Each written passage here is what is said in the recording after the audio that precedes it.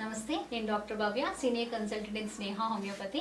ఈరోజు మనము autoimmune disorder Crohn's disease గురించి తెలుసుకుందాం.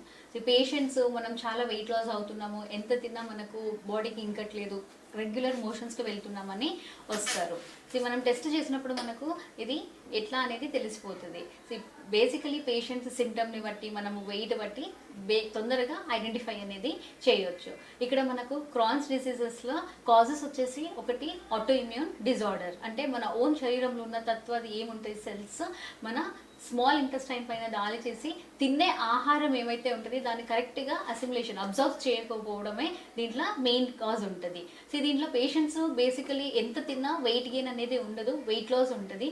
మళ్ళీ మోషన్స్ కంటిన్యూస్గా వెళ్తూ ఉంటారు, ఒక్కొక్కసారి మోషన్తో పాటు బ్లడ్ కూడా వస్తుంటుంది. బాడీలో అసిమిలేషన్ కరెక్ట్గా లేదు కాబట్టి నోరు మొత్తం పొక్కిపోతుంది, అంటే మౌత్ అల్సర్స్ అనేది కామన్గా ఉంటుంది. ఇది మనది సిమ్టమ్స్. కొన్ని మన హోమియో మెడిసిన్స్ చాలా మంచిగా క్రాన్స్ డిసీజ్లో పనిచేస్తుంది. ఆసాల్బుజల్, సీమియము ఇలాంటివి మీరు డాక్టర్ పర్యవేక్షణలో ఇవి వాడితే చాలా మంచి రిజల్ట్స్ ఉంటాయి. Thank you.